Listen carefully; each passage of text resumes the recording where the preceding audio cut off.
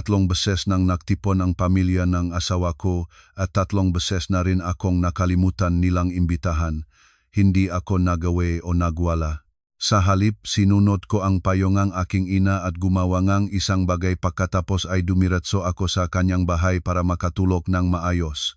Bago maghating gabi, umabot na ang 40 tawag mula sa pamilya ng aking asawa. Nagpapanik na sila. Nang isinaksak ko ang susi sa pintuan ng bahay ng aking ina ng gabing iyon, isang kakaibang pakiramdam ang pumasok sa aking puso. Malamig na lamig ang dumampi sa dulong aking madaliri, parang biglang nahawakan kong yelo nang hindi ako handa. Bumukas ang pintuan, ngunit walang karaniwang tunog na sumalubong sa akin. Wala ang ingayng telebisyon, wala ang boses ng aking biyenang si Nanay Coring na tumatawag sa katulong. Wala rin ang boses ng aking asawang si Rodrigo na laging malakas at masayang tumatawa. Ang tanging naroon ay katahimikang kaya kong marinig ang sarili kong tibok ng puso. Ilang segundo akong natulala sa pintuan, hindi maunawaan kung bakit napakaliit ng isang iniisip ko sa isip ko. Muli, pumasok ako sa bahay, inilagay ang bag ko sa istante at tinawag, sinisikap na parang normal ang boses. Nanay, nandito na ako. Walang sumagot. Ang aking boses ay umaalingaw-ngaw sa sala at naging wala. Parang kakao na walang laman. Hinubad ko ang aking tsinelas at lumakad ng nakayapak sa malamig na sahig na tiles. Ang kalamigan ay tumaas mula sa aking mamapa hanggang sa dibdib ko at hindi ko mapigilan ang pagibit. Nilakat ko ang buong bahay mula sala hanggang kusina at hapagkainan. Malinis ang mesa, walang pinggan ng prutas, walang mangkok ng sabaw. Kahit bakas ng hapunan ay wala. Binuksan ko ang ref. Sa loob ay isang kahon ng maasim na gatas na at ilang kulubot na kamatis na lang. Nakatayo ako roon sandali. Hawak pa rin ang pintuan ng ref. Ang maputlang dilaw na liwanag nito ay tumama sa aking mukha. Noon ko nakita ang maliit na sulat na nakadikit sa labas. Lumabas ang pamilya para kumain. Huwag na mag-antay. Kilala ko ang sulat kamay iyon ay kay Nanay Coring. Nakabaluktot ang matitik. Isinulat ng mabilis. Parang formalidad lang. Matagal akong tumingin sa sulat na iyon at nagsimulang manginig ang aking mga kamay kahit hindi ko ito napansin sa simula. 2 beses na ito. Noong una, pinilit ko ang sarili kong isiping aksidente lang siguro iyon. Noong pangalawa, si Rodrigo ay kumakamot ng ulo at nahihiyang ngumiti. Malamang na akala ni Nanay na nag-overtime ka pa. Ngunit sa 3 beses, wala ng paliwanag. Hindi na ito kalimutan. Ayaw lang talaga nilang imbitahan ako. Isinara ko ang ref at pumunta sa kusina para gumawa ng instant na pancit canton. Ang singaw na pumaitaas ay nagpaulap sa aking salamin, halongang maanghang na pakiramdam sa ilong ko. Sa sandaling iyon, nagring ang telepono. Si Janine, ang aking pinakamatalik na kaibigan.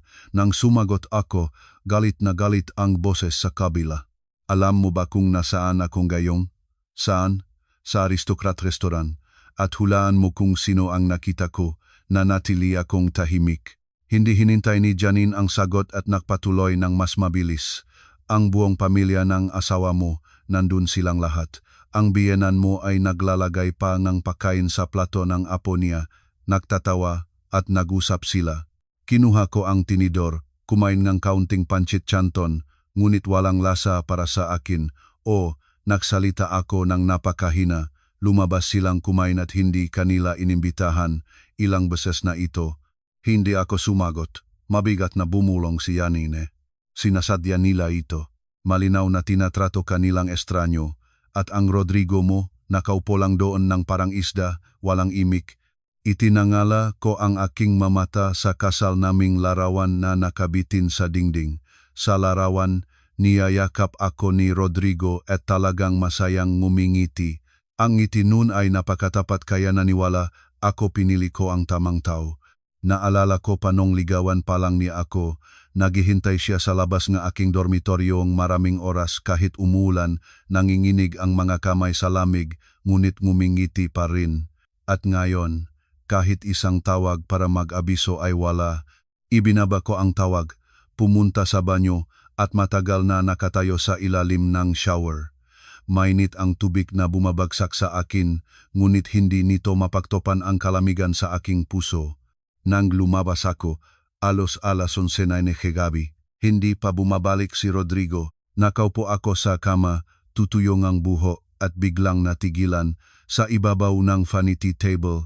Naisantabi ang aking magamit pangmuha at pinalitan ng ilang bagong di pamilyar na bote. Kinuha ko ang isa. May nakadikit na maliit na sulat dito.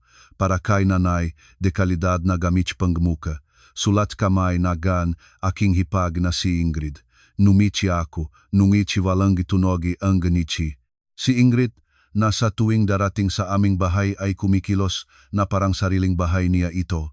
Noong nakaraang beses, dinala niya ang aking lipstick na iningatan ko. Sa ibang pagkakataon, kinuha niya ang aking bagong pangtulog na damit na sinabi niyang mas bagay ito sa akin. At lagi na lang sinasabi ni Rodrigo ang isang bagay, kapatid ko iyon, huwag mo nang pansinin. Eksaktong alas 12 nga hating gabi nang bumukas ang pintuan ng kwarto. Pumasok si Rodrigo, sinisikap lumakat ng tahimik para hindi ako magising, ngunit nang makita niya akong nakaupo, natigilan siya. Hindi ka pa natutulog. Lumapit siya, gustong humalik sa akin, lumayo ako. Ano ang dahilan ngayong gabi? Overtime. Biglang pulong. O ngayon, hindi na kailangang mag-imbento. Bumulong siya, hinubat ang kurbata.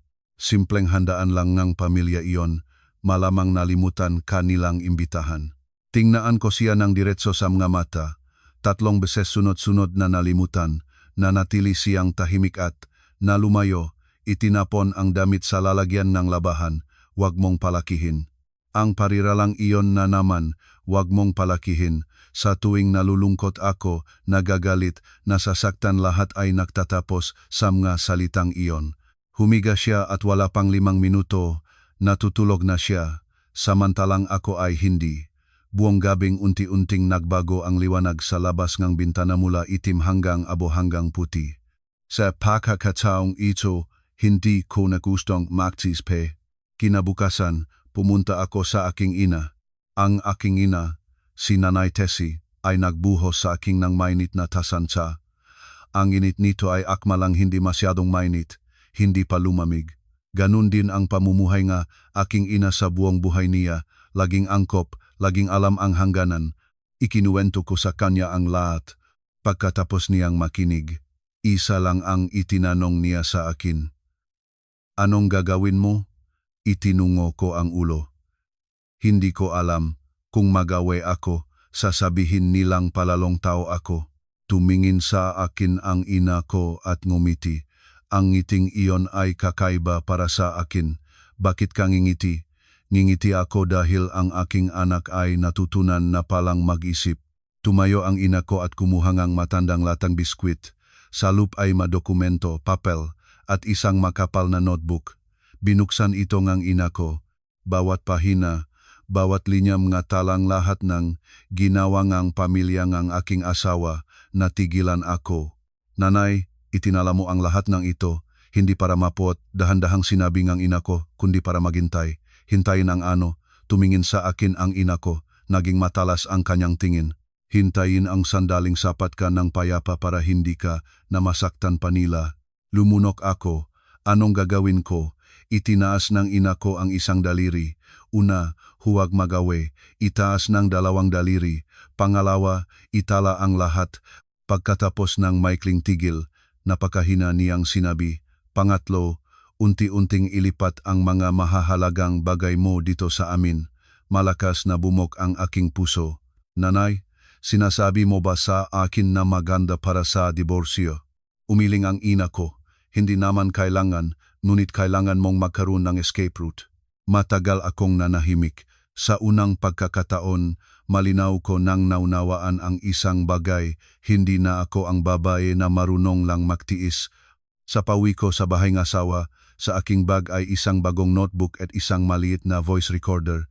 Bumukas ang pintuan at marinig ang malakas na halakak ni Ingrid.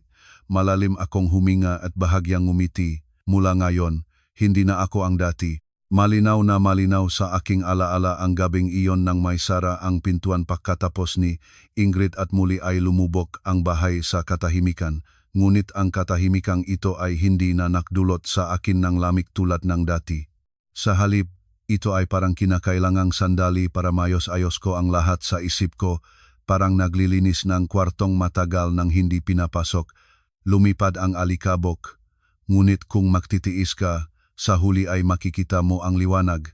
Si Rodrigo ay nakaupo pa rin sa sofa, hawak ang telepono, nakatuon ang kanyang tingin sa screen na parang mas mahalaga ang mundo sa loob nito kaysa sa lahat ng nangyayari sa bahay. Dati, malamang na lumapit ako, tahimik na tinanong kung gutom siya at pumunta na lang sa kusina para magluto ang simpleng pagkain.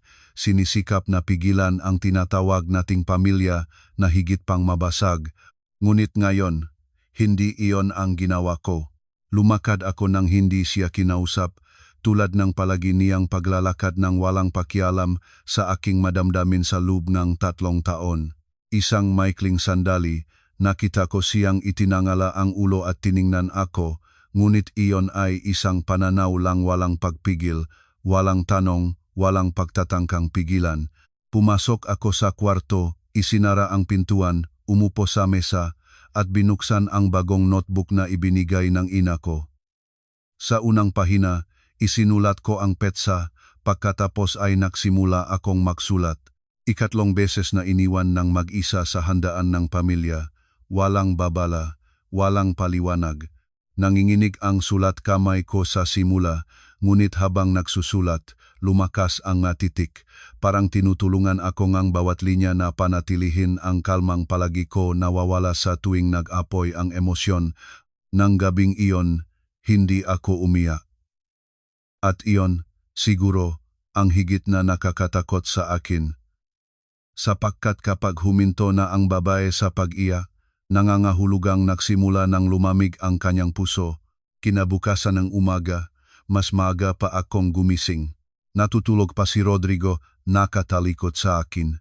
Pantay at walang alalahanin ang kanyang pahinga na nakpaisip sa akin kung nagising ba siya kahit isang gabi. Tulad ko, nagisip kung paano pananatilihing buo ang kasal. Hindi ko siya ginising. Dahan-dahan akong nahanda ng almusal, walang ingay na parang bisita sa sarili kong bahay. Nang papalis na ako para sa trabaho, ang kanyang inaantok na boses ay bumubulong. Sa trabaho na? Oh, maaga kang uwi. Sandali akong tumigil at lumingon para tingnan siya. Ang tanong na iyon ay parang normal sa simula, ngunit alam ko hindi iyon pagmamalasakit, ugali lang iyon.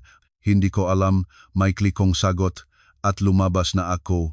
Sa buong biyahe papunta sa opisina, hindi ako nakpatuktok ng musika, walang nakinig. Pinahintulutan lang ang isipan ko na maging walang laman na parang sumusubok na masanay sa bagong estado. Isang estado hindi napagasa kahit ano. Sa opisina, nagtatrabaho ako ng parang karaniwan. Walang nakaalam kung ano ang pinagdaanan ko kahapon ng gabi. Walang nakaalam na kumain ako ng instant na pancit canton sa walang taong bahay. At walang nakaalam na nakahanda na ako para sa isang hakbang na dati ko pang kinatatakutan. Sa tanghalian, nakatanggap ako ang mensahe mula kay Janine. Halos mabaliw ako sa galit kahapon. Anong gagawin mo? Ilang sandali ko itong tiningnan, pagkatapos ay sumagot ako, nag-isip ako, 2 salita lang.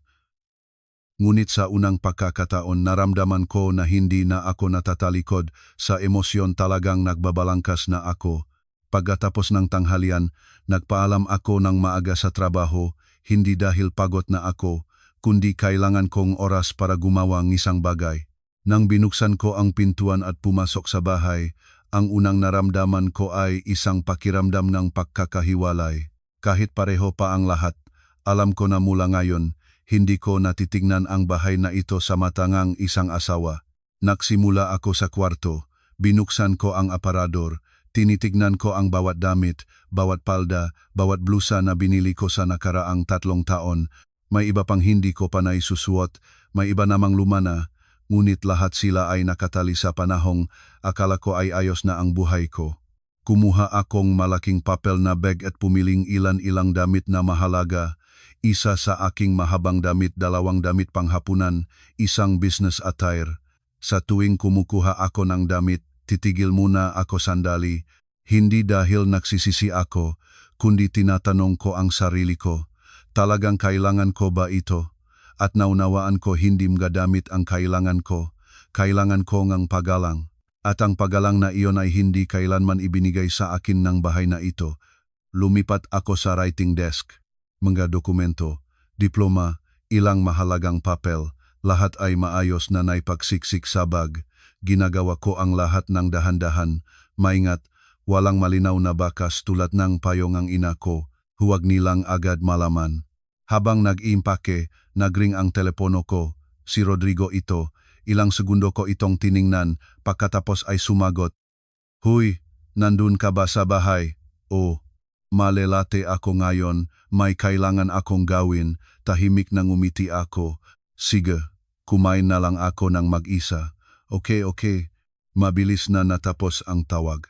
Walang isang tanong, walang paliwanag.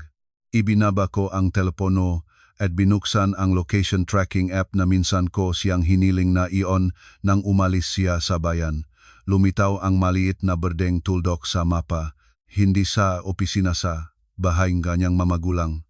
Nakatuon ako sa tuldok sa isang sandali, pagkatapos ay tumawa ako, napakahina, nakakaiba pa ang tunog sa sarili ko. Lumabas na pala na hindi ako masyadong sensitive kundi matagal na pala akong naninlang sa sarili ko. Nagpatuloy ako sa pag-iimpake. Nang matapos, lumingon-lingon ako sa kwarto. Halos wala sa ayos. Wala namang mapapansin kahit sino na nagsimula na akong umalis. Bago umalis sa bahay, kumuha ako ng maliit na papel at sumulat. Pumunta ako sa nanay ng ilang araw. Walang paninisi, walang paliwanag, walang emosyon. Inilagay ko ang sulat sa mesa, kinuha ang bag at lumabas. Nagsara ang pintuan sa likuran ko. Sa pagkakataong ito, hindi ako lumingon. Nang makabalik ako sa bahay ng ina ko, ipinatong ko ang bag at naramdaman ko na parang naglakad akong napakahabang daan kahit ilan kilometro lang ang layo. Hindi nagtatanong ng marami ang ina ko. Sinabi niya lang, nakabalik ka na. Halika at kumain. Ang hapunan ng gabing iyon ay napakasimple, ngunit kumain ako ng mas masustansya kaysa sa anumang kainan sa loob ng 3 taon. Pagkatapos ang hapunan, humiga ako sa aking kwarto, walang pag-iisip, walang pag-aalala, na tulog lang ng malalim na walang panaginip. Nang magising ako, madilim na. Kinuha ko ang telepono, 3 missed calls, lahat mula kay Rodrigo. Isang mensahe, bakit ka bigla-bigla pumunta sa nanay mo? Ilang sandali ko itong tiningnan, pagkatapos ay ibinaba ko ang telepono. Hindi ako sumagot. Pagkatapos ng ilang minuto, nagliwanag muli ang telepono. Ngayon, si Ingrid ang tumatawag, hindi ako sumagot. Pagkatapos, si nanay ko ring, hindi rin ako sumagot. Nang maubusan ng baterya ang telepono at naging madilim ang screen, huminga ako ng maluwag. Sa unang pagkakataon sa mahabang panahon, naramdaman ko ang kapayapaan. Hindi ang nakakatakot na kapayapaan na walang taong bahay kundi ang kapayapaan sa loob. Lumabas ako sa balkonahe. Malamig ang gabi at umaangin. Sa malayo, narinig ko ang ingay ng mga sasakyan, mga boses ng mga tao ang tunongang talagang nabubuhay na buhay. Bigla kong napagtanto na masyadong matagal na akong nabuhay sa loob ng balat na tinatawag na pamilya hanggang sa nakalimutan ko kung ano ang pakiramdam ng tunay na pamumuhay. Sa kusina, nagluluto pa rin ang ina ko. Kumalat sa buong bahay ang mainit na amoy ng pagkain. Nakatayo ako roon, tinitignan ang likod ng ina ko at biglang naramdaman ko na sumakit ang aking mamata. Hindi sa sakit kundi dahil nakauwi na ako sa lugar na hindi ko kailangang magsumikap para matanggap. Nang gabing iyon, natulog ako ng napakahusay. At doon sa ibang lugar, alam ko isang tao ay nagsimula ng maramdaman ang kababalagan at iyon ay simula pa lang. Kinabukasan ng umaga, nagising ako sa aking lumang kwarto kung saan bawat bagay ay nananatili sa kinatatayuan nito.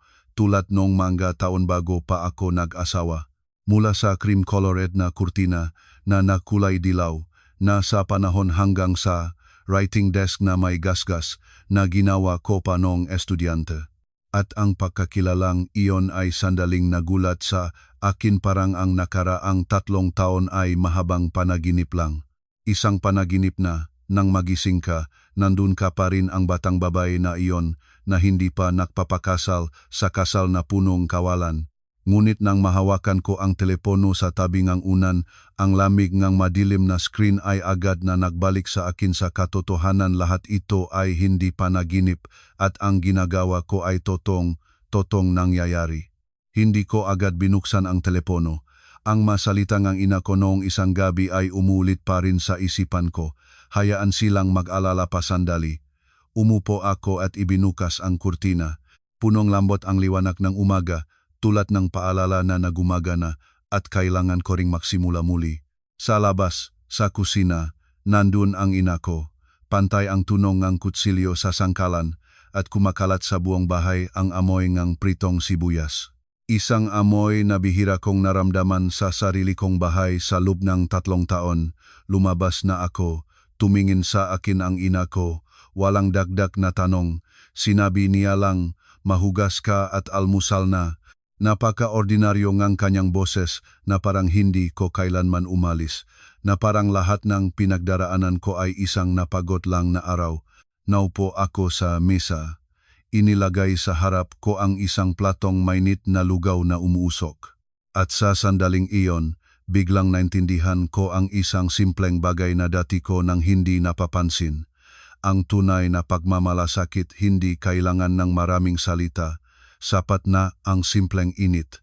Mabagal akong kumain kutsara pagkatapos ng kutsara, walang madalian, walang pag-isip, pinahintulutan ang katawan ko na makabawi mula sa matagal na pagod. Pagkatapos ng almusal, papasok na sana ako sa kwarto, ngunit pinigilan ako ng ina ko. "Sandali, umupo ka." Bumalik ako at umupo sa harap niya. Nagbuhos siya ng mainit na tubig sa aking baso at direkta akong tiningnan. Ang kanyang tingin ay hindi na kasing lambot ng dati, naging mas seryoso.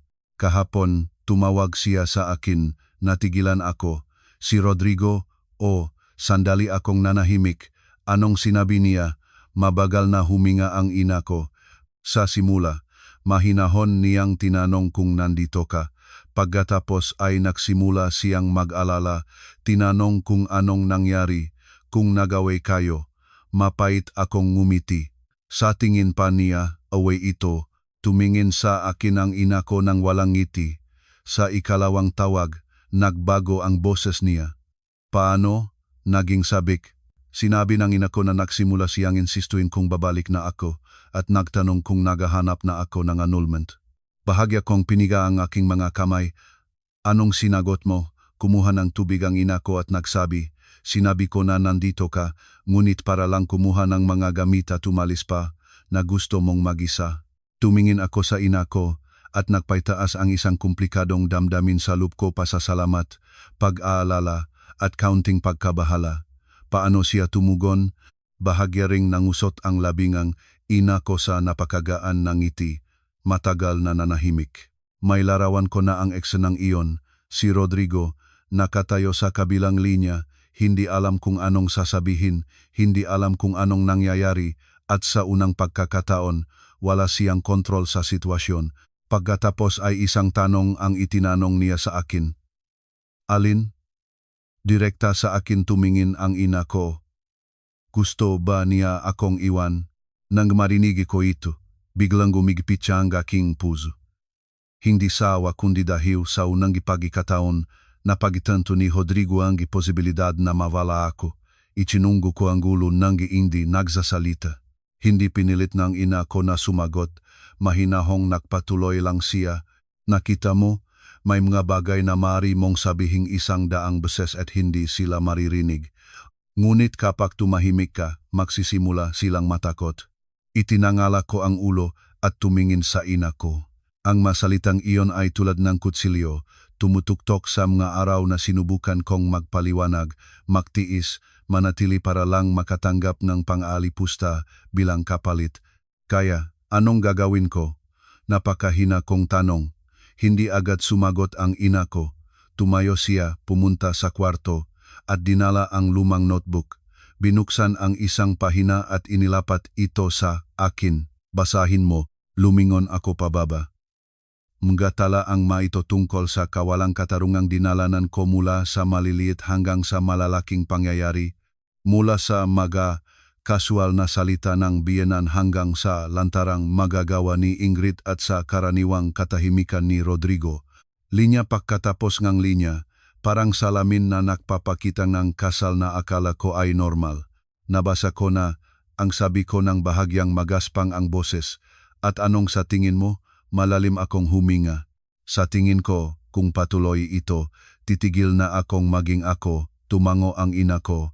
Kung gayon, huwag nang ituloy. Isang simpleng pangungusap ngunit nagparamdam ito sa akin ng mas magaan.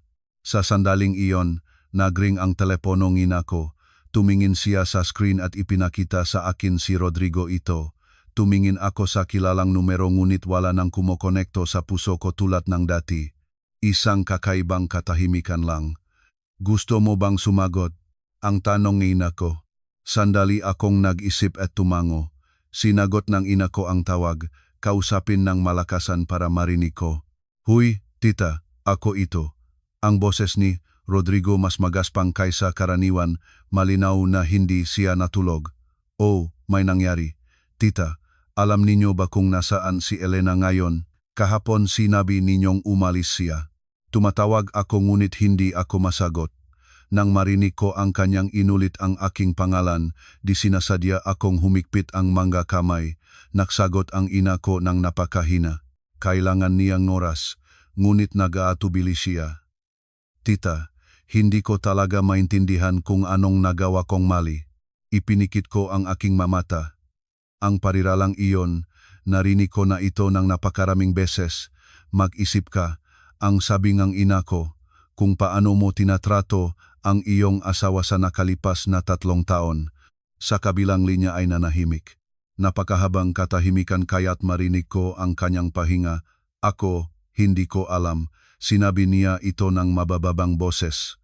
Sa sandaling iyon, malinaw na naramdaman ko ang isang bagay.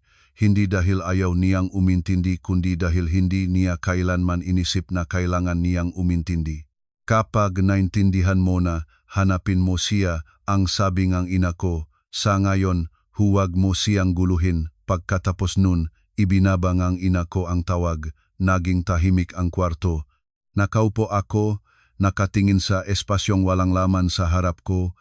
Sa loop ko, wala nang bagyo tulad ng dati, isang makinis na ibabaw ng tubig lang, kaya kakaiba na rin para sa akin. Anong sa tingin mo? Ang tanong ng ina ko. Mahina akong ngumiti. Sa unang pagkakataon, hindi ko gustong magpaliwanag ng kahit ano. Tumango ang ina ko ng walang dagdag na salita. Sa tanghali, nakatanggap ako ng mensahe mula kay Janine. Naglagay siya ng litrato. Sino? Si Ingrid. Kinuha ko ang telepono ng ina ko para tingnan, isang family photo. Nakatayo silang lahat, masayang ngingiti. Si Rodrigo ay nakatayo sa tabi ng kanyang ina, ang kamay ay nakahawak sa balikat nito, talagang mukhang magalang. Sa ilalim ng larawan, ang pamilya ang pinakamahalaga. Matagal ko itong tiningnan, pagkatapos ay natawa ako, tawa na hindi na masakit. Malamig lang, hindi nila ako kailanman itinuturing na pamilya, tahimik kong sinabi. Hindi naktalo ang ina ko, inilapag lang ang kanyang kamay sa akin ng magaan, ngunit matatag. Kung gayon, huwag ka nang subukang manatili sa lugar na wala kang puwang. Tumango ako. Sa sandaling iyon, malinaw na napagtanto ko ang isang bagay. Lahat ng ito ay hindi patapos. At hindi na ako makakabalik sa lumang buhay. Ang gabing iyon ay lumipas ng mas mabagal kaysa karaniwan. Hindi dahil may espesyal na nangyari kundi dahil sa unang pagkakataon sa mahabang panahon, hindi na kailangang bantayan ang telepono, hindi na kailangang alalahanin kung biglang tatawag si Nanay Coring, hindi na kailangang hulaan kung babalik ba si Rodrigo para sa hapunan o may gagawin pa siya. Hindi na kailangang mag-isip kung anong sasabihin at gagawin para mapananatiling mayos ang kapaligiran ng pamilya. Ang lahat ng dinakikitang pressure ay biglang nawala na nagiwan ng napakalaking kawalan na sa simula ay kakaiba para sa akin. Ngunit habang tumatagal, nagiging mas kasiyasiya. Nakaupo ako sa kwarto, binuksan ang notebook at nagsimulang magsulat ng mas malinaw bawat timestamp nang hindi nagmamadali tulad ng dati. Habang nagsusulat, lalong naintindihan ko na ang aking kasal ay hindi biglang nawasak.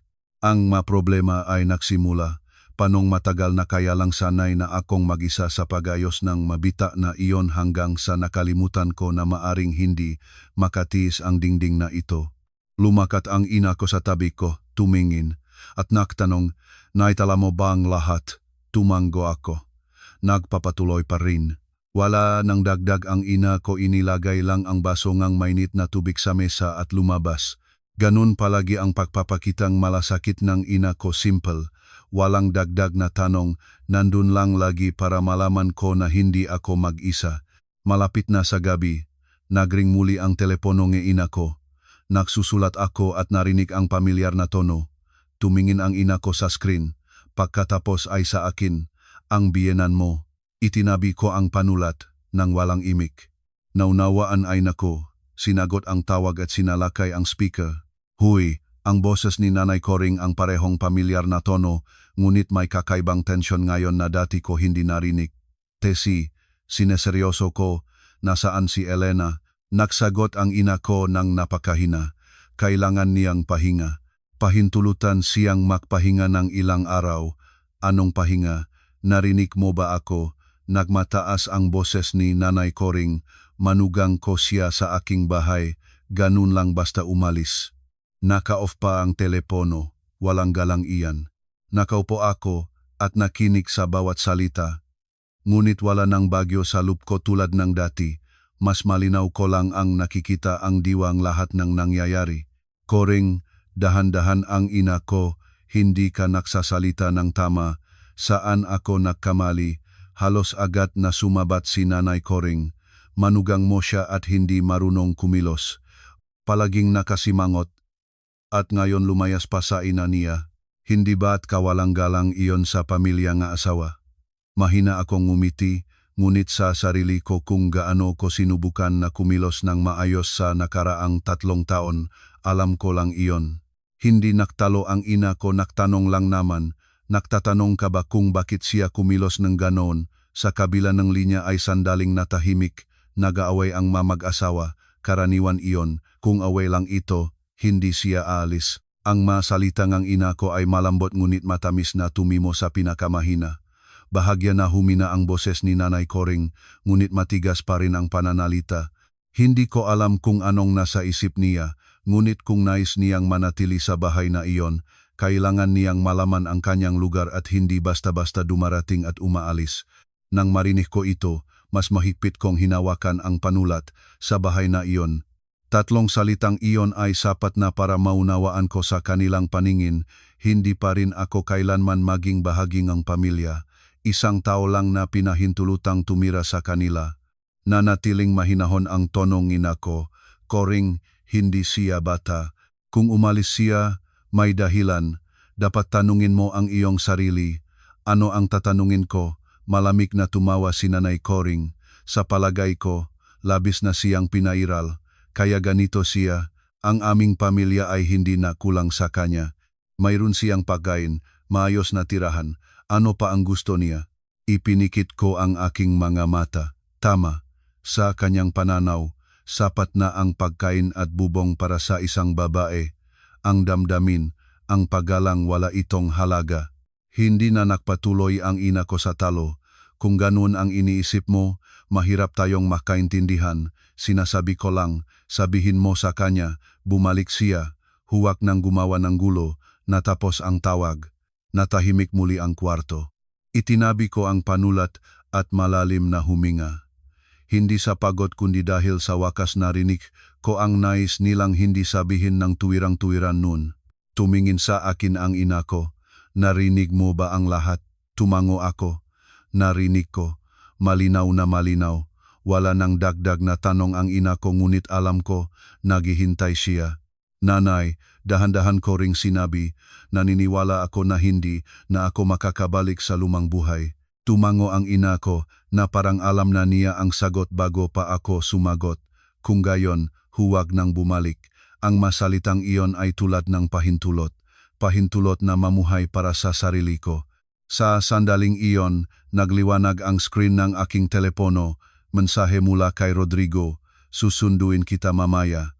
Okay, tiningnan ko ang salitang iyon at natawa, parehong lumang diskarte. Na parang liit na tampuhan lang ang lahat ng ito, na parang masunurin akong babalik tulad ng maraming beses na nakaraan. Hindi ako sumagot. Pagkatapos ng ilang sandali dumating pa ang isang mensahe. Sorry, pag-usapan natin. Tiningnan ko ito at pinawi ang screen. Hindi dahil ayaw ko nang makipag-usap, alam ko lang na kung mag-usap kaming ngayon, maaring ibalik ang lahat sa dati. Patawad, pangako, pagkatapos kalimutan. Nang gabing iyon, wala kaming ginawang espesyal. Nakaupo lang kaming ang ina ko, nanonood ng lumang palabas sa telebisyon, nakikinig ng paminsan-minsang komento niya sa pinakakaraniwan pang bagay. At ang mga maliliit na bagay na iyon ang nakdulot sa akin ng higit na katahimikan kaysa kahit anong iba pa. Bandang 9:00 gabi, nakarinig ng katok sa pintuan, nakatinginan kaming ang ina ko, nang walang salita, parehong naunawaan namin kung sino iyon. Tumayo ang ina ko para buksan ang pintuan. Hindi ako nagpunta sa kwarto tulad ng nakaraan na nanatili akong nakaupo sa sala, nakatuwid ang likod, makamay sa tuhod, parang naghihintay ng isang bagay. Binuksan ang pintuan. Doon nakatayo si Rodrigo. Ang liwanag mula sa koridor ay tumama sa kanya, may nipis ang mukha, gulong-gulo ang buhok, may maitim na bilog sa ilalim ng mata, naluluklok ang damit. Wala na siyang magandang kaanyuan tulad ng karaniwan. Pumasok siya, nakita ako, at natigilan. Elena. Naging mas mahinahon ang boses niya. Tumingin ako sa kanya ng mahinahon, walang galit, walang kalungkutan, hindi na tulad ng dati.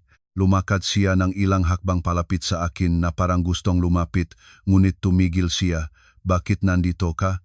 Isang pamilyar na tanong, ngunit sa pagkakataong ito, hindi ako agad sumagot. Ilang segundo ko siyang tiningnan, pagkatapos ay napakahinang sinabi ko, hindi mo ba alam na nahimik siya?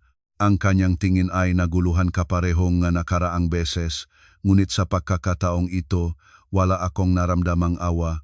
Elena, kung dahil sa mga maliliit na bagay iyan, nagsimula siya, humihingi akong paumanhin, babaguhin ko, mahinahon akong umiling. Rodrigo, alam mo ba na hindi sa maliliit na bagay ang problema? Nanatili siyang tahimik. Nakatingin siya sa akin. Ang problema ay sa iyong puso, hindi ako kailanman naging mahalaga, naging tahimik ang silid. Nagbukas siyang bibig, ngunit walang lumabas. Tumayo ako, hindi ako nagagalit sa iyo, ngunit hindi ko na rin gustong mabuhay ng ganito. Pagkatapos sabihin ito, pumihit ako hindi para tumakas, kundi para tapusin ang isang bagay na napakatagal na. Sa likuran ko, narinig ko siyang tumawag, Elena, ngunit sa pagkakataong ito, hindi ako lumingon. Sa sandaling pumihit ako at lumakad palayo, malinaw kong naunawaan na ito ay hindi tulad ng mga nakaraang beses. Hindi iyon ang pagkakataon na pumihit ka para pagkaraan ng ilang minuto ay babalik ka. At hindi iyon ang karaniwang tampuhan na mapapayapa ng isang malambing na salita. Isang tunay na pagliko ito, isang hakbang na, pagkatapos gawin, napakahirap ng bumalik sa lumang daan. Sapagkat naintindihan ko iyon, bawat hakbang ko ay mabagal ngunit tiwala, walang panginginig, walang pag-alangan, tulad ng isang taong nagpasyang ibagsak ang pasaning napakatagal na ninilay ng dala. Sa likuran ko, narinig ko si Rodrigo na mabilis na humakbang, pagkatapos ay tumigil, para bang gustong pigilan ako, ngunit hindi alam kung paano dahil lahat ng mga salitang ginamit niya noon para pigilan ako ay naging walang saysay na ngayon. Elena, tumigil ka. Mahinahon ang boses niya. Wala na ang dating tiwala, puno na lang ng bihirang pagkaguluhan. Tumigil ako, ngunit hindi lumingon. Gustong marinig kung anong sasabihin niya ngayon. Alam ko na nagkamali ako, ang sabi niya ng paulit-ulit. Ngunit hindi ka maaring umalis dahil sa mga maliliit na bagay na iyon. Isang segundo lang, ngunit sapat iyon para maunawaan ko kahit nag-alala siya, kahit natatakot. Sa kanyang isipan, lahat ng pinagdaan ko ay maliliit na bagay pa rin. Lumingon ako at tumingin sa kanya ng diretso sa mga mata. Talagang maliliit na bagay sa tingin mo? Nanahimik siya. Naglibot ang kanyang tingin. 3 taon, dahan-dahan kong sinabi. 3 taon akong namuhay sa iyong bahay. Paulit-ulit akong nakalimutan. Kumukuha ng gamit ko ang hipak mo. Tinatrato akong iyong ina na parang estranyo. At palagi kang nagsasabi nga huwag mong palakihin. Para sa iyo, maliliit na bagay ba iyon? Itinungo niya ang ulo, hindi sumasagot. Nakatayo ang ina ko sa likuran, hindi nakikialam. Ngunit ang kanyang tingin ay sumusunod sa bawat salita ko na parang tahimik na nagbibigay sa akin ng tapang na palagi ko ng kulang. Elena, muli niyang sinimulang magsalita. Hindi ko sinasadya, hindi ko lang iniisip ng ganon. Mahinahon akong natawa, hindi sa kanya, kundi sa aking sarili noong araw, sa akin na naniniwala. Kung mag-isip pa lang ako ng kaunti, magtitiis pa ang kaunti, maayos-ayos ang lahat. Tama, tumango ako, hindi mo inisip. Ako naman ang nag-isip. Nag-isip kung anong sasabihin para hindi masama ang loob ng iyong ina. Nag-isip kung anong gagawin para hindi makaasar ang hipag mo. Nag-isip kung kailan dapat manahimik para hindi ka mahirapan. Tumingin ako sa kanya. Ang aking boses ay nananatiling pantay-pantay. Nag-isip ako para sa lahat maliban sa sarili ko. Parang kumapal ang hangin sa kwarto. Habang tumutuktok ang mahinang musika sa labas, hindi ito makapagpagaan ng tensyon sa pagitan namin. Kaya, anong gusto mo? Tanong niya ng mahina. Sandali akong nag-isip. Gusto kong pagalang, hindi sa salita, sa gawa. Tumango siya. Naintindihan ko. Tumingin ako sa kanya. Talagang naintindihan mo. Hindi siya agad sumagot. Susubok ako. Mabagal akong huminga. Hindi ko kailangan na sumubok ka. Kailangan mo akong baguhin ang sarili mo. Napakahinangam nga salitang iyon, ngunit naramdaman ko ang determinasyon sa mga ito. Matagal siyang tumingin sa akin. Sa kanyang tingin, may isang bagay na tulad ng unang pagkakataon niyang napagtanto na nawalan na siyang kontrol sa lahat. Paano kung hindi ko kaya? Tanong niya. Hindi ko ito iniwasan. Kung hindi mo kaya, hindi na ako babalik. Malinaw ang sagot, walang pakiusap, walang emosyon. Itinungo niya ang ulo at sinalukap ang kanyang makamay. Elena, ayaw kitang mawala. Tumingin ako sa kanya. Sa pagkakataong ito, hindi na ako nasaktan. Naawa na lang. Ayaw ko ring mawala ang kasal, ngunit hindi ko ito mapananatiling nag-isa. Itinangalan niya ang ulo, namumula na ang kanyang mata. Bigyan mo ako ng oras pa, pakiusap. Matagal akong nanahimik, pagkatapos ay tumango ako. 1 linggo. Ngayon linggong ito ay hindi na ako makikipag-ugnayan sa iyo at huwag mo rin akong hanapin. Mag-isip ka. Tumingin siya sa akin na parang gustong sabihin pa ang iba, ngunit tumango lang siya. Sige, wala na kaming ibang sinabi. Tumayo ako. Tumayo rin siya. Elena, lumingon ako. Ngayon, huwag mo akong bibiguin. Hindi ako sumagot. Isang tingin lang sa kanya at lumakat na ako. Nang lumabas akong bahay, naramdaman ko ang gabi na hangin. Nakdala itong lamig, ngunit naging mas malinaw ang isip ko kaysa dati. At alam ko na ang pag-usap na iyon ay hindi katapusan, ito ay isang turning point. Isang punto kung saan lahat ay tutungo sa ibang direksyon. Pagkatapos ng pagtitipang iyon, bumalik ako sa bahay ng ina ko sa isang kakaibang katayuan.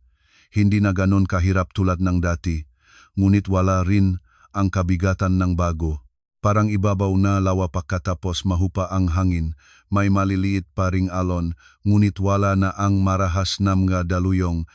At sa katahimikang iyon, nagsimula akong maunawaan ang desisyong bigyan si Rodrigo ng 1 linggo ay hindi ginawa dahil malakas pa akong umaasa. Ginawa ko ito para bigyan ang aking sarilingang oras para makita ang lahat ng mas malinaw, nang hindi natatalikod sa sandaling emosyon at hindi kumakapit sa mga nakaraang alaala. Nang gabing iyon, natulog ako ng malalim walang panaginip, hindi nagising sa gitna ng gabi tulad ng mga nakaraang araw. Kinabukasan nang gumising ako, pakiramdam ko mas malinaw ang isip ko. Parang sa matagal na panahon, sa wakas ay tunay na nakahinga ako. Sa opisina, nagtrabaho ako tulad ng karaniwan. Ngunit sa loob ko ay isang malinaw na pagbabago. Hindi ko na paulit-ulit na tinitignan ang telepono. Hindi na inaalala kung susulatan ba ako ni Rodrigo. Nakatuon na ako sa trabaho sa bagay na dati ko nang pinabayaan. Sa tanghalian, nakatanggap ako ng mensahe mula kay Janine. Kagabi, nakita ka ba sa kanya?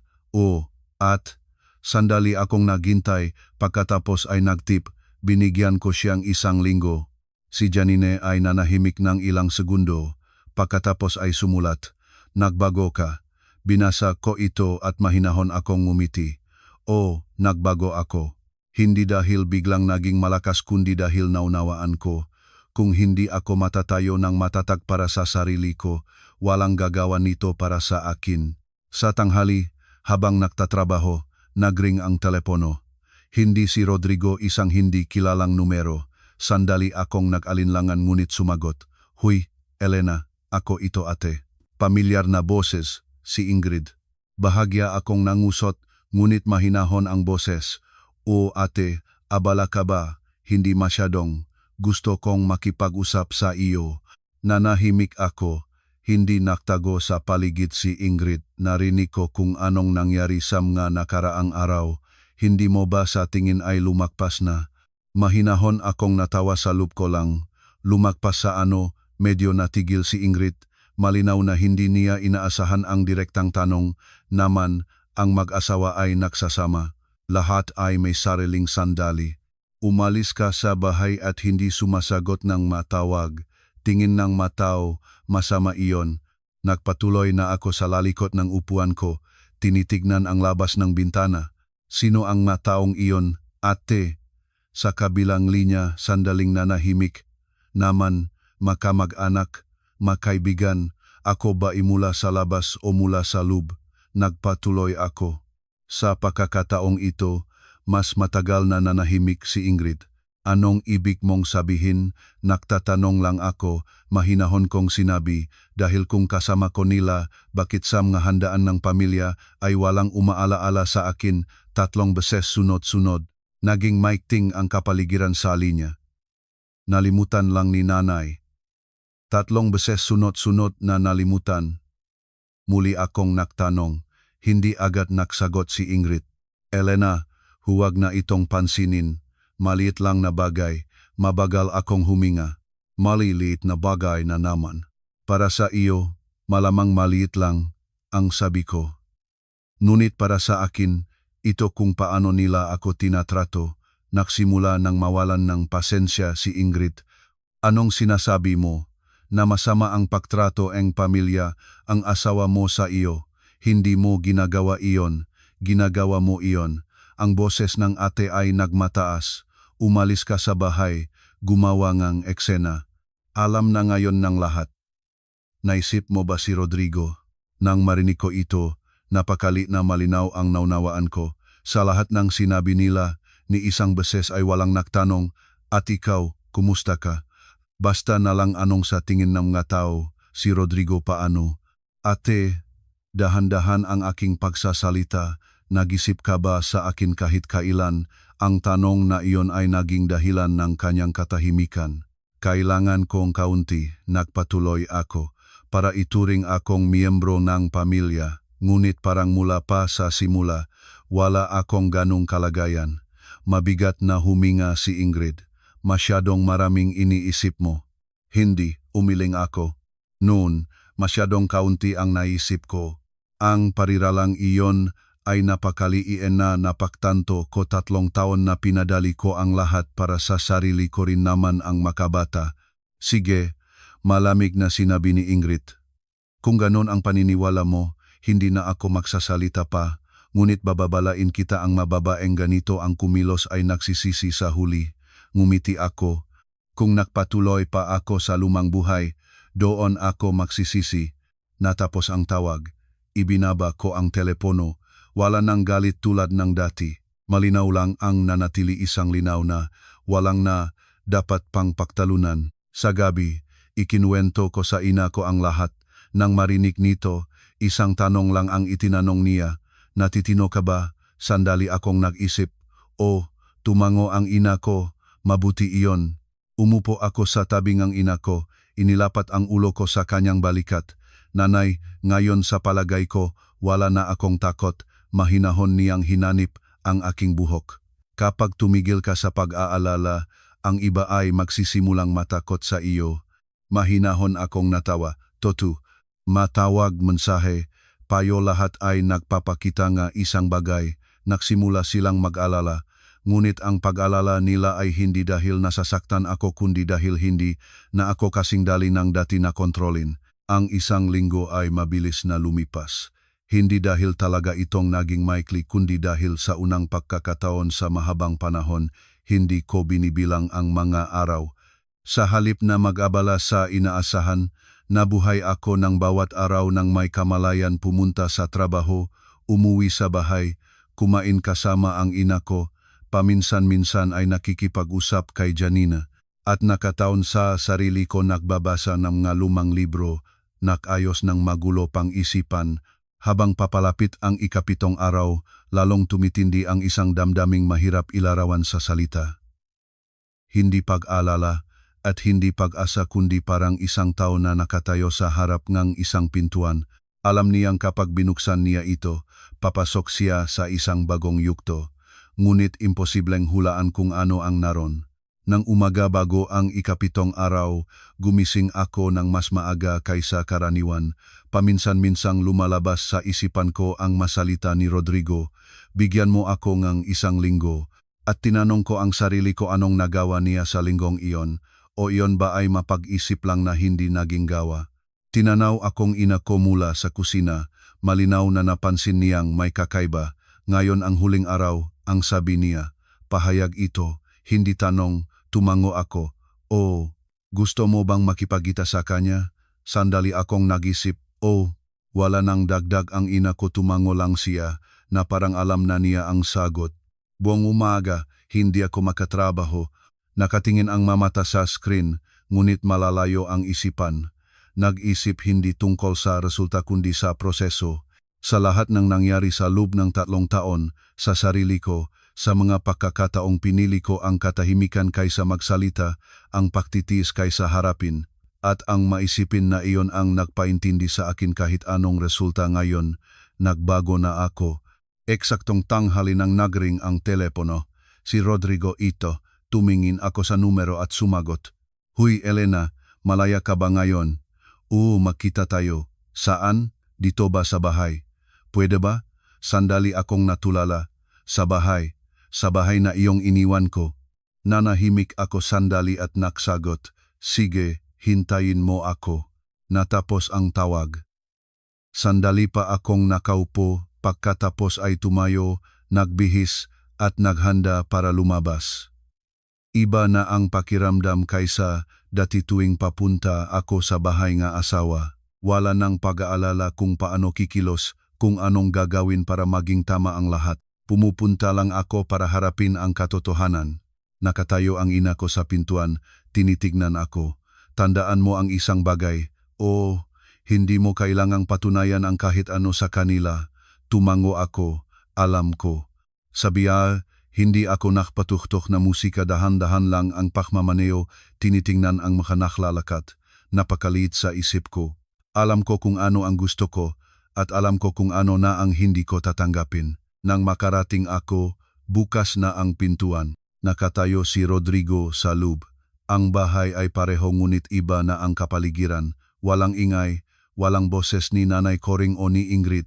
Katahimikan lang, Katahimikang nagpaintindi sa akin marahil ngayon magkakaroon ng tunay na pag-uusap. Pumasok ka, ang sabi niya ng mas mababang boses. Pumasok ako, umupo sa sofa, umupo siya sa harap ko. Pamilyar na distansya. Ngunit ngayon ay wala nang pakiramdam ngang pagkakalapit. Kumusta ka samga nakaraang araw? Tanong niya. Ayos naman, ako rin. Maikli ang sagot. Nanahimik ako, nahihintay na pumunta siya sa punto, malalim siyang huminga. Elena, marami akong naisip. Alam ko na kung ibabalik ang lahat sa dati, hindi ka nababalik. Nakipag-usap ako sa nanay at kay Ingrid. Bahagya akong nangusot.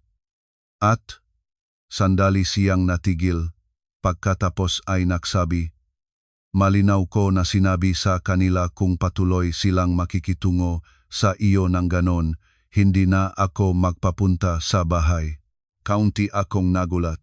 Hindi dahil sa mga salitang iyon kundi dahil sinabi niya ang maiyon. Paano nagreaksyon ang iyong ina? Mapait niyang ngumiti. Hindi natanggap, ngunit hindi rin nagprotesta ng tulad ng inakala ko. Mahinahon akong nakinig. Sinabi rin naman namin kay Ingrid na huwag na niyang kukunin ang magamit mo nang wala kang pahintulot at respetahin ka. Mas matatag na nagsalita siya. Tumingin ako sa kanya. Iyan lang. Natigil siya. Sinabi ko rin sa kanila na asawa ko ikaw, hindi estranyo.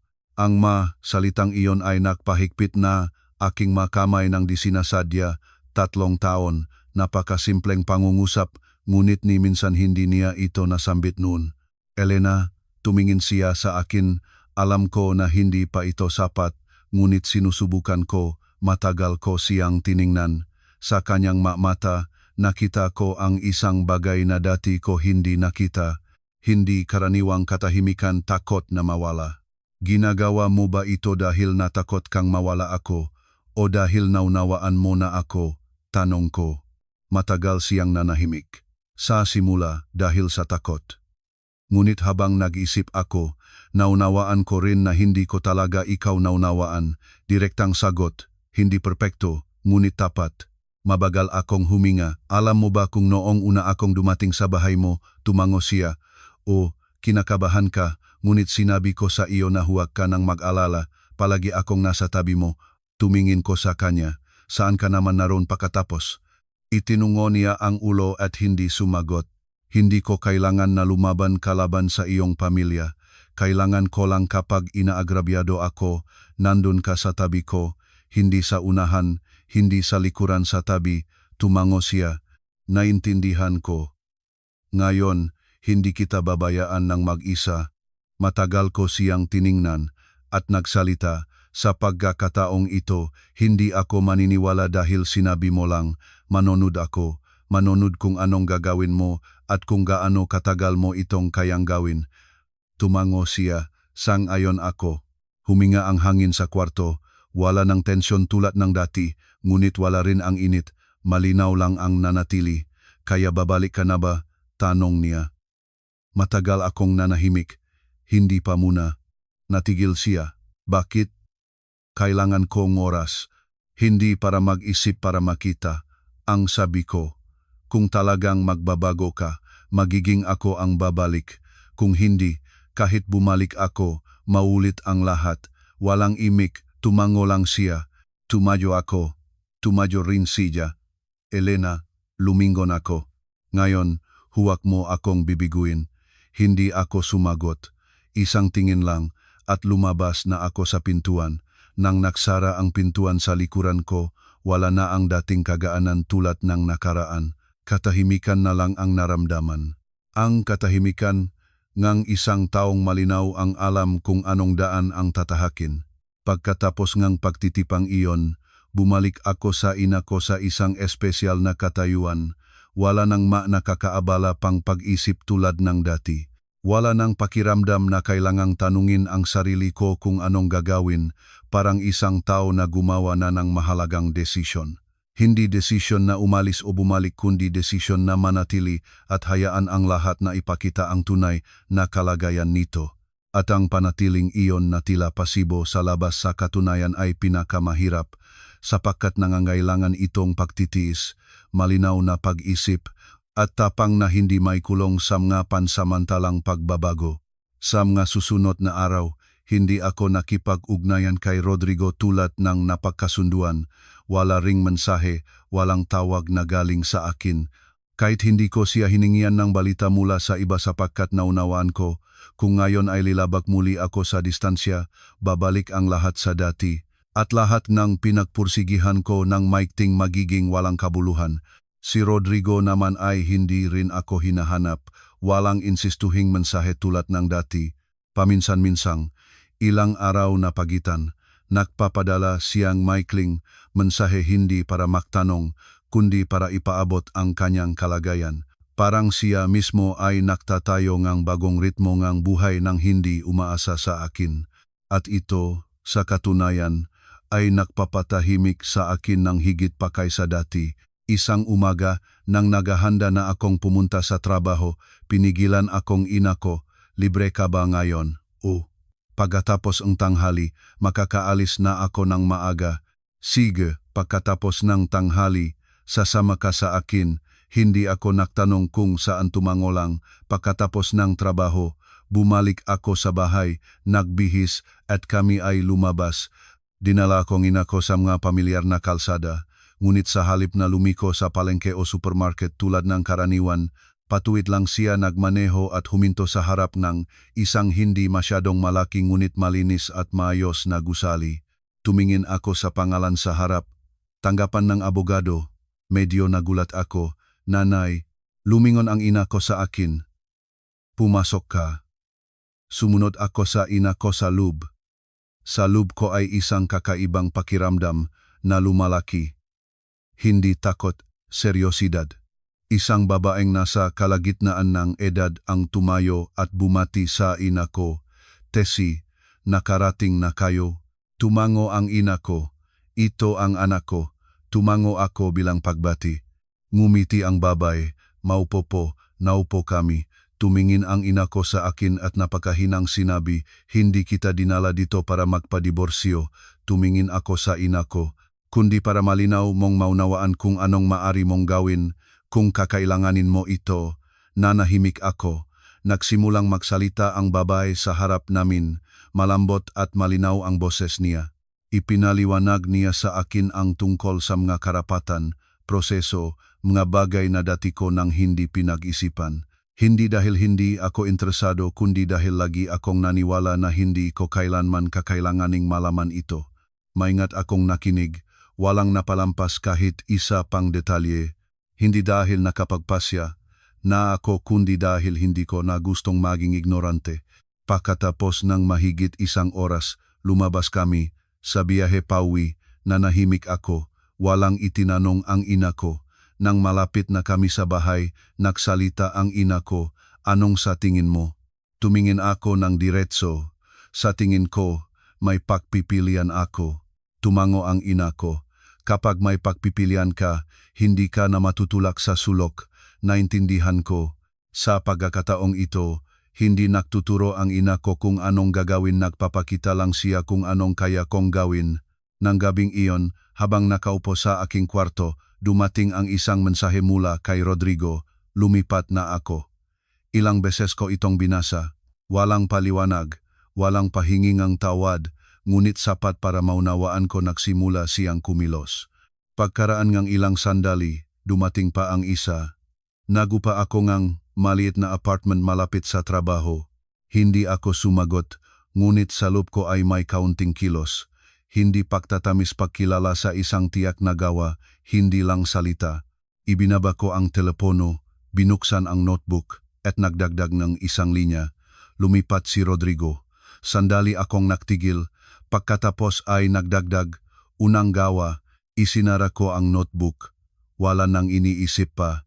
Sa mga sumunod na araw, lalong nagsimulang dumating ang balita hindi mula kay Rodrigo, kundi mula sa paligid.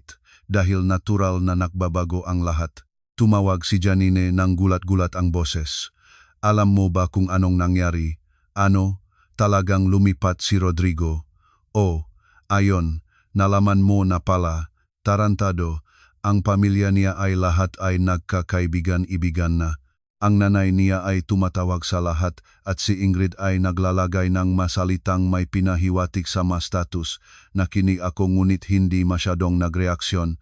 Anong iba pa? Sabi nila, direkta sa nagmula sa kanya si Rodrigo kung hindi sila magbabago, hindi na siya babalik. Nanahimik ako. Sa loob ko ay may isang bagay parang isang pintuan na unti-unting nagbubukas. Nang gabing iyon, habang nakikipahapunan sa ina ko, ikinuwento ko ang lahat. Nang marinig, ang ina ko ay hindi nagulat. Anong sa tingin mo? Sa tingin ko, talagang ginagawa niya ito.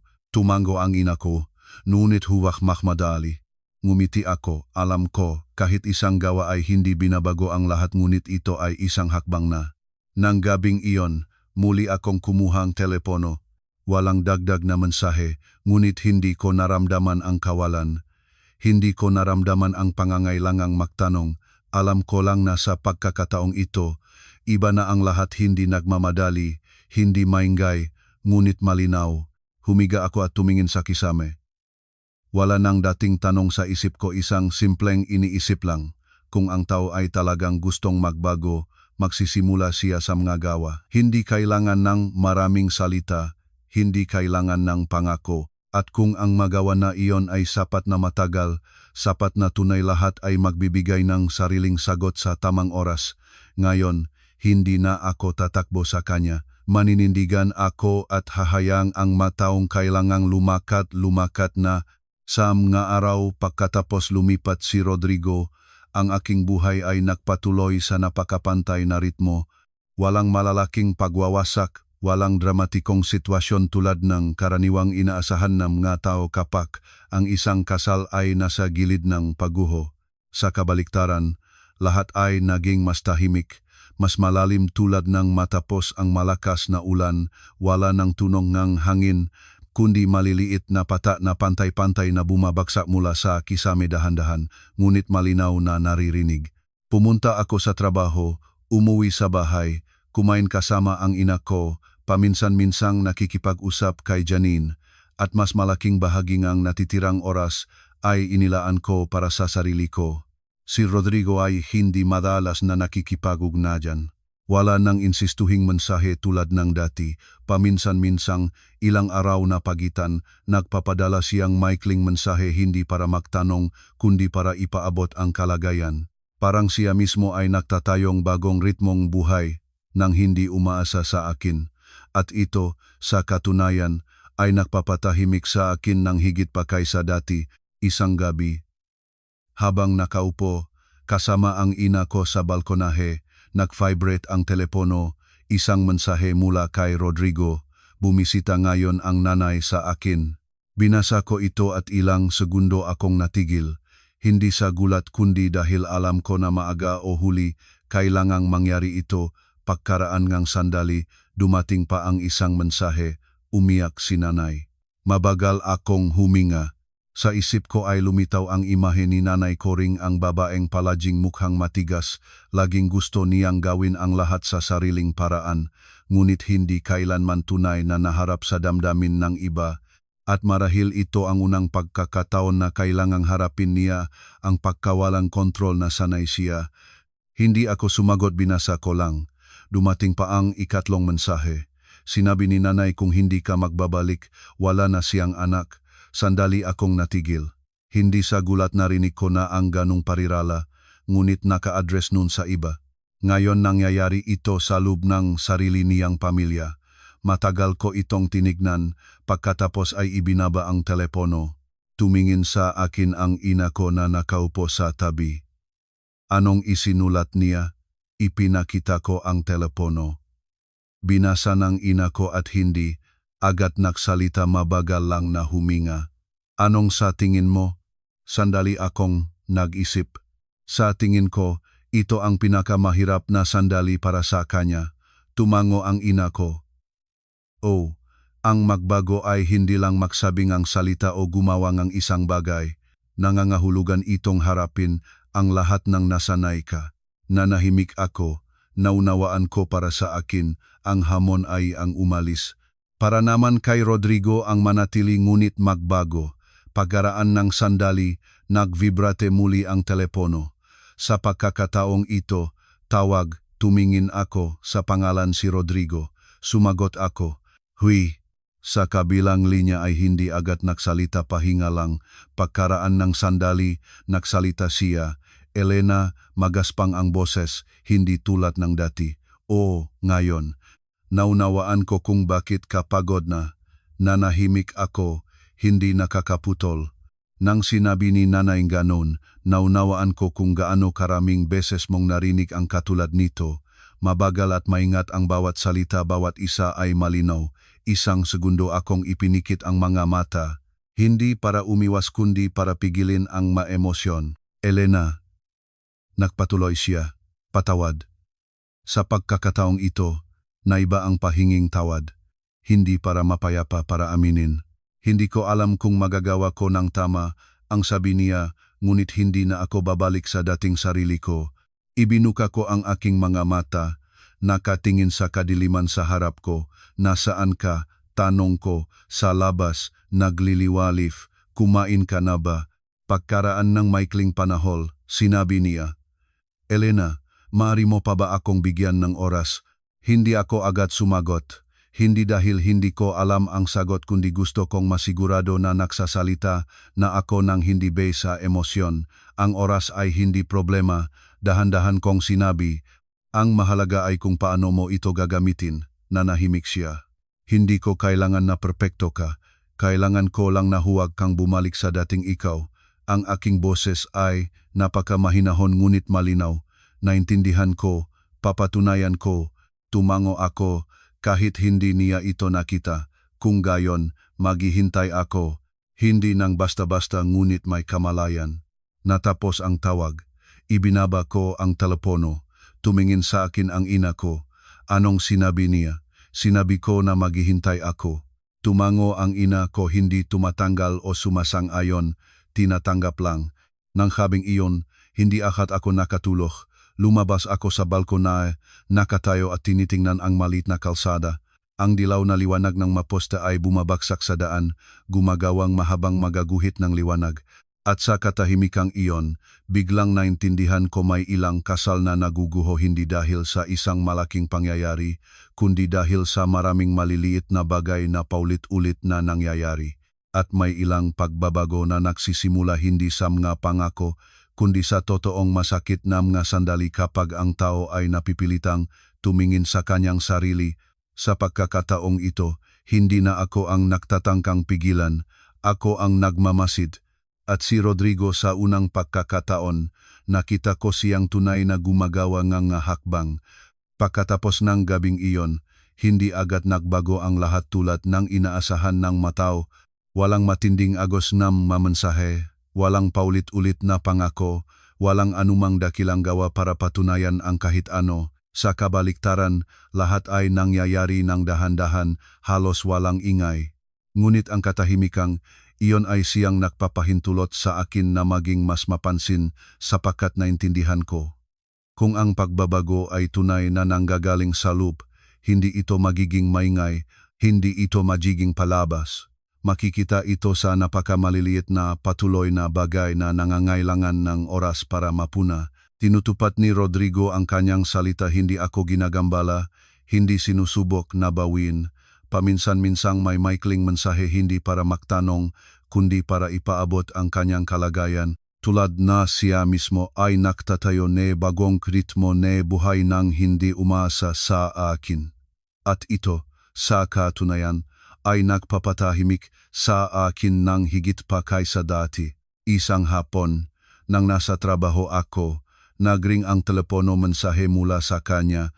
Bumalik ako ngayon sa bahay, nakipag-usap, binasa ko ngunit hindi sumagot. Hindi dahil walang pakialam, kundi alam ko, may mga bagay na kailangan niyang gawin ng kusa. Hindi para makita ko, kundi para tunay na harapin niya ito. Nang gabing iyon, nang umuwi ako ng kaunti pang nalalate, nakita ko ang ina ko na nakaupo sa sala. Ang dilaw na liwanag ay tumama sa kanyang mukha, gumagawang pamilyar na mapag-isip na ekspresyon. At nang mailagay ko ang bag, tumingin ang ina ko sa akin, parang naghihintay na may sasabihin ako. Pumunta siya ngayon. Ang sabi na ina ko, natigilan ako. Oh, tumawag sa akin ang kanyang ina. Lumapit ako umupo. Anong sinabi niya? Maingat na tumingin sa akin ang ina ko at dahan-dahang sinabi niya ngayon, dumating si Rodrigo at matagal na nakipag-usap at sa pagkakataong ito, hindi siya sumuko. Medyo nagulat ako. Hindi sumuko. Oh, tumango ang ina ko. Malinaw niyang sinabi kung hindi sila magbabago ngang pagtrato sa iyo, hindi na siya babalik at hindi niya pilitin kang bumalik. Nanahimik ako. Sa isip ko ay lumitaw ang imahe ni Rodrigo na nakatayo sa pamilyar na sala na doon kung saan palagi siyang pumipili ng katahimikan, palaging sinisikap na maging gitna para mapanatiling maayos ang lahat. At ngayon, sa unang pagkakataon, pumili siya ngang isang panik. Paano nagreaksyon ang kanyang ina? Tanong ko. Mabagal na huminga ang ina ko. Sa simula ay galit na galit, ngunit pagkatapos ay nanahimik na. Naunawaan ko ang katahimikang iyon ay hindi pagtanggap. Simula itong pag-iisip. At pagkatapos, kinuha niya ang lahat ng natitirang gamit. Itinangala ko ang ulo. Lahat, tumingin sa akin ang ina ko. Sa pagkakataong ito, tunay na. Nakaupo ako ng walang salita. Sa loob ko ay walang kagalakan tulad ng maisip ng iba. Wala ring pagkakaroon ng ginhawa. Isang kakaibang pakiramdam lang tulad ng isang mahalagang detalye sa kwentong ito ang sa wakas ay napunta sa tamang lugar. Nang gabing iyon, walang mensaheng dumating mula sa kanya, walang ulat, walang kwento. Ngunit alam ko na pinagdadaanan niya ang isang mahirap na sandali, hindi lang paglipat kundi paglabas sa lumang paraan ng buhay. Pakikipagtungo sa pamilya sa isang bagong paraan. Kinabukasan ng umaga, nang naghahanda na akong pumunta sa trabaho, dumating ang mensahe mula kay Rodrigo. Nailipat ko na ang lahat. Binasa ko. Isang pangungusap lang ngunit naunawaan ko kung gaano karaming laman ang taglay nito. Pagkaraan ng sandali, dumating pa ang isa. Hindi ko alam kung tama o mali ang ginawa ko. Tinanaw ko ang screen at nagtip. Walang ganap na tama o mali. Ang mahalaga ay kung handa kang tanggapin ang kahihinatnan ng iyong pagpili. Nagpadala.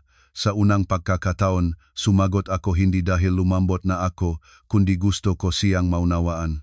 Ang daan na tinatahak niya para hindi lang ito para mapasaya ang iba, kundi para managot sa sariling pagpili. Pagkaraan ng sandali, sumagot siya, handa ako. Hindi na ako nagsulat ng kapalit. Hindi na kailangan pa. Sapat na ang sagot na iyon. Sa mga sumunod na araw, nagsimulang maging mas malinaw ang mga pagbabago hindi mula sa akin, kundi mula sa kanilang pamilya. Si Nanay Coring ay hindi na tumawag sa akin, hindi na sumulat, ngunit sa pamamagitan ng mga nakapaligid. Nalaman ko na hindi na siya nagsasalita tungkol sa akin sa lumang paraan. Wala ng paninisi, wala ng paulit-ulit na parirala, sa halip ay katahimikan. Isang di magandang katahimikan, ngunit tanda iyon na nagsimula na siyang mag-isip muli. Si Ingrid naman wala ng dalawang mukha pang mga status, walang mga matalim na komento, parang naghihintay ang lahat kung ano ang mangyayari sa huli. Isang gabi, habang nakaupo kasama ang ina ko, nagring ang telepono. Hindi mensahe, tawag. Sa screen, si Nanay Coring. Tumingin ako sa screen. Tumingin ang ina ko sa akin. Sasagutin mo. Ilang segundo akong ginagisipi at tumango.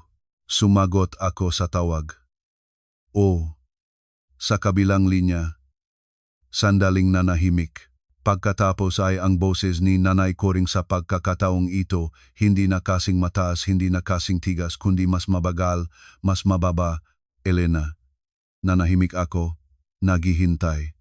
Kumusta ka sa mga nakaraang araw? Isang simpleng tanong, ngunit sa unang pagkakataon, ganun siya nagtanong. Ayos naman ako. Katahimikan. Kamakailan, pumunta si Rodrigo at nakipausap sa akin. Marami siyang sinabi. Sa boses niya, may kaunting kalungkutan. Mahinahon akong humikpit ng mga kamay, hindi sa pag-alala, kundi nakikinig ako sa isang bagay na akala ko hindi ko maririnig kailanman. Elena, nagbatuloy siya, marahil noon. Nagkamali ako sa ilang bagay. Hindi ako sumagot. Hindi dahil hindi ko narinig, kundi hindi ko gustong magmadali. Kung may oras ka, pumunta ka sa amin ngayong weekend para sa hapunan. Ako na ang maglulutong gusto mo. Isang imbitasyon ngunit hindi na utos, hindi na obligasyon, isang alok. Matagal akong nanahimik. Iisipin ko, ang sabi ko. Hindi tumanggal, ngunit hindi rin agad sumang-ayon. Mabigat na huminga si Nanay Coring. O, pag-isipan mo. Natapos ang tawag, ibinaba ko ang telepono. Tumingin sa akin ang ina ko. Anong sa tingin mo? Mabagal akong huminga. Sa tingin ko, nagbabago ang lahat. Tumango ang ina ko. Ngunit tandaan ang tunay na pagbabago ay napapatunayan sa pamamagitan ng oras. Ngumiti ako. Alam ko. Nang gabing iyon, nakahiga ako sa aking kwarto, tinitignan ang kisame. Wala nang dating mga tanong sa isip ko, isang napakamalinaw na iniisip lang. Lahat ay tumutungo sa tamang direksyon. Hindi ayon sa aking kagustuhan kundi sa pinakanatural na paraan kapag ang bawat isa ay napipilitang tumingin sa kanyang sarili. At sa pagkakataong ito, hindi na kailangan pang magsumikap. Ang dating limitasyon ko ay nagbibigay na lahat ng nakikita ko ngayon. Ang weekend na iyon ay dumating ng napakakaraniwan, walang espesyal na palatandaan, walang labis na pagkabalisa, walang kabigatan tulad ng mga nakaraang beses na pumupunta ako sa bahay na iyon. Isang umaga lang, tulad ng lahat ng iba pa. Gumising ako, inaayos ang higaan, naghugas ng mukha, pagkatapos ay umupo para mag-almusal kasama ang ina ko. Nakikinig sa tunog ng kutsara sa mangkok. Sa kumukulo na tubig sa palayo. Ang mga pamilyar na tunog na ito ay nagpapakalmik sa akin ng higit kaysa anumang pampalakas kang loop. Hindi nagtanong ang ina ko kung pupunta ako o hindi. Nang tumayo lang ako, nagbihis, at kinuha ang bag, tumingin siya sa akin. Sa tingin ay walang katanungan, walang pag-aalala, isang napakamagaang natiwala lang. Sige na, ang sabi niya, tumango ako. O, sa biyahe, hindi na ako labis na nag-isip.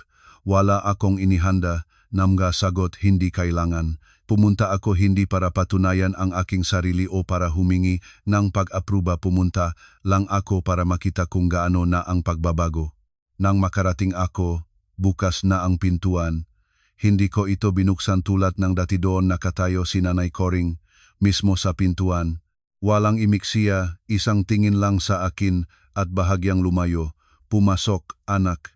Ang dalawang salitang iyon, anak, napakahinang nasambit, ngunit sapat para maunawaan ko. May pagbabago, pumasok ako. Ang bahay ay pareho, ngunit iba na ang kapaligiran. Walang ingayng telebisyon, walang malakas na hiyawan. Lahat ay mas mahinahon. Si Ingrid, na nakaupo sa sala, nang makita niya ako ay tumayo. Nakarating ka. Wala nang karaniwang matalim na tono, karaniwan lang ang boses. Tumango ako. O, lumabas si Rodrigo mula sa kusina. Ang kanyang tingin ay tumigil sa akin, hindi nagmamadali, hindi umiwas. Napakadiretso. Nakarating ka. O, isang pangungusap lang, ngunit wala nang dating distansya.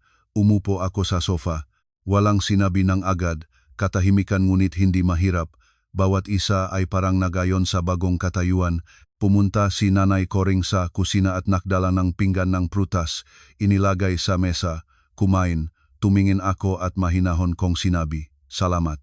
Wala nang puwersa, wala nang pakiramdam nga obligasyon. Natural na pagtugon lang. Ang tanghalian ng araw na iyon ay hindi masyadong marami, hindi tulad ng dati. Ngunit lahat ay katamtaman. Sapat para maramdamang may inihanda, na may pagmamalasakit, hindi para sa palabas, kundi tunay. Naupo kami sa mesa. Naglagay si Nanay Coring sa aking platong isda. Tikman mo, bago ang resipa ko. Sandali akong natigilan, pagkatapos ay tumango. O, walang nagsasalita ng malakas, walang humalahak ng maingay, ngunit bawat maliliit na kilos, bawat mahinahon na salita ay nagbibigay sa akin ng isang bagay, hindi perpeksyon ang ito, kundi paggalang. Sa pagkain, si Ingrid naman ay walang dalawang mukha na mga parirala, walang mapagsurop na mga tingin, paminsan-minsang nagtatanong lang siyang pinakakaraniwan. abala ka ba ngayon sa trabaho? Sumasagot ako, "Oo, tulad ng karaniwan. Wala ng pakiramdam ngang pagtatagisan, wala ng pagtatanggol, pag-usap lang." Pagkatapos ang kainan, muling nagtipon sa sala. Walang nagsimula ang usapan hanggang sa magsalita si Nanay Coring. "Elena," tumingin ako sa kanya. O, sandali siyang nanahimik na parang naghahanap ng tamang salita. Kamakailan, marami na si Rodrigong sinabi. Tumango ako. O, nag-isip din ako. Malinaw ang boses niya, ngunit hindi malakas. Sa ilang bagay, nagkamali ako. Hindi ako sumagot na kinik lang. Nasanay na ako sa lumang paraan ng pamumuhay. Nasanay sa pag-aasikaso ng lahat ng ayon sa gusto ko at hindi ko napansin ang pinagdaanan mo. Naging mas mabigat ang hangin sa kwarto. Kung kaya mo pa, bigyan ng pagkakataon ang aming pamilya. Ang masalitang ito ay hindi pahingingang utos, hindi utos isang alok. Tumingin ako sa kanya pagkatapos kay Rodrigo. Nanahimik siya, tinitignan lang ako ng hindi nagmamadali, hindi nakikialam. Hindi ko kailangan ng pahingi ng tawad. Ang sabi ko, kailangan ko lang na ang lahat ay magpatuloy tulad ng ngayon. Hindi isang araw lang, kundi matagal. Tumango si Nanay Coring, naintindihan ko. Hindi ako makapangako ng marami, ngunit susubok ako. Ate, kung may nagawa akong mali dati patawad. Tumingin ako sa kanya. Wala akong hinihimok, ngunit hindi ko rin kakalimutan. Ang sagot na iyon ay hindi para gawing mahirap para maging malinaw ang lahat. Nagsalita si Rodrigo. Elena, lumingon ako sa kanya. Hindi ko masasabi na mayos agad ang lahat ngunit hindi na kita iwanan ng mag-isa. Ang boses niya ay hindi malakas, ngunit matatag. Matagal ko siyang tiningnan, pagkatapos ay tumango ako. Babalik ako hindi dahil lumambot ako, kundi dahil nakakita na ako ngang pagbabago. Hindi perpekto, ngunit tunay. Nang gabing iyon, habang lumalabas sa bahay ngayon hindi na umaalis, kundi nahanda nang bumalik, wala na akong naramdamang kabigatan tulad ng nakaraang beses. Malinaw na katahimikan lang ng isip. Hindi dahil ayos na ang lahat kundi alam ko, kung makaroon ng mga problema, hindi na ako tatahimik. Sa biyahe pauwi, dumaan muna ako sa bahay ng ina ko. Nakaupo siya sa beranda. Nang makita niya ako, ngumiti siya. Kumusta ang lahat? Umupo ako sa tabi niya. Babalik ako. Tumingin ang ina ko sa akin ng walang gulat. Pinag-isipan mo ba ng maayos? O, tumango ang ina ko. Kung gayon sige na. Ngunit nagpatuloy siya, lumingon ako. Ngayon, hindi ka na ang nagtitiis. Ngumiti ako. Alam ko. Nang gabing iyon, nang bumalik ako sa pamilyar na bahay, inilagay ang bag sa dating lugar, hindi ko na naramdaman ang pagiging bisita tulad ng dati. Kundi isang taong nakpasok ng may malinaw na katayuan, hindi ibinigay ng iba sa akin, kundi kinataguyod ko para sa sarili ko. Nakatayo si Rodrigo sa pintuan, tinitignan ako. Maligayang pagbabalik, tumingin ako sa kanya. Hindi ako bumalik na tulad ng dati. Tumango siya. Ako rin. Wala nang dagdag na sinabi ngunit parehong naunawaan. Ang kasal ay hindi nananatili sa pamamagitan ng pagtitiis lamang, kundi sa pamamagitan ng pagbabago ng makabilang panik. At kung ang isa ay hindi gagawa ng mga hakbang, ang isa pa, kahit gaano kasipag, ay hindi makapapanatili ng kasal. Ako naman ngayon, hindi na ako ang babae na nakalimutan. Pagkatapos marinig ang kwentong ito, hindi ang nananatili sa alaala ay kung sino ang tama at kung sino ang mali, kundi kung paano sa tamang sandali ang babae ay tumigil para hindi mawala ang kanyang sarili.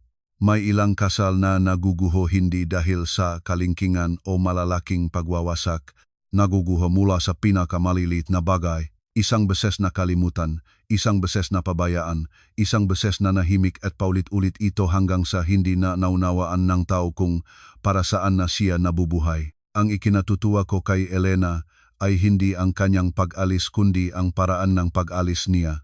Nang may kamalayan, nang hindi nagwawala, nang hindi naghihiganti, nang hindi nagsisikap na talunin ang iba kundi nagpanatili lang sariling halaga. Sa buhay mag-asawa, Madalas naisip ng mga tao na ang pagtitiis ay sakripisyo, ngunit sa katunayan, kung walang hangganan ang pagtitiis, hindi na ito sakripisyo, sariling pagwasak na ito. Si Rodrigo naman sa katotohanan, hindi siya masamang tao, ngunit ang kanyang pagkakamali ay napakaraming karaniwan. Masyadong nasanay sa pagtitiis ng kanyang asawa kaya sinimulan na niyang ituring na karaniwan ang mga bagay. Maraming lalaki ang hindi nagtataksil, hindi kumikilos ng masamang gawin ngunit hindi nila namamalayan, naiwanan nila sa gilid ang nga damdamin ng kanilang nga asawa. At sa pagkawala lang nila, nagsisimulang matututo sila. Mapalad si Rodrigo na naunawaan niya ito at higit sa lahat, nagsimula siyang kumikilos, hindi lang nagsasalita. Si Nanay Coring at si Ingrid naman hindi rin sila ganap na masamang tao.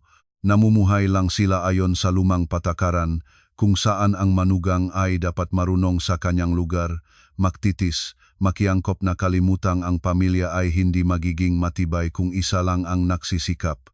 Ang kwentong ito ay nagtuturo sa atin ng isang napakamalinaw na bagay. Gusto mong igalang, magtayo muna ng iyong mga hangganan. Kung hindi ka nagsasalita, inaakala ng iba na sang-ayon ka. Kung palagi kang bumabalik, inaakalang iba na hindi ka kailanman alis. Ngunit huwag itong unawain na ang pagiging malakas ay nangangahulugang kailangang umalis ng walang pagsala. Ang mahalaga ay hindi kung alis ka o mananatili kundi kung nananatili ka pa ring ikaw kapag bumalik ka. Bumalik si Elena ngunit hindi na siya ang dati at iyon ang pinakamahalaga. Kung kayo ay nasa relasyon na kung saan palagi na lang kayong umaatras, palagi na lang ang sarili na tanong kung ikaw ba ang nagkamali tumigil sandali. Hindi para agad na umalis, kundi para makita kung nasaan ka sa sarili mong buhay. At kung ang kwentong ito ay yumanik sa inyo huwag itong panatilihin para sa sarili. Ibahagi ito sapagkat marahil sa isang lugar may isang tao pang nangangailangan ng tapang para magbago tulad noong kailangan din ni Elena. Kayo naman kung kayo ay nasa lugar ni Elena, magbabalik ba kayo o pipiliin ang ibang daan?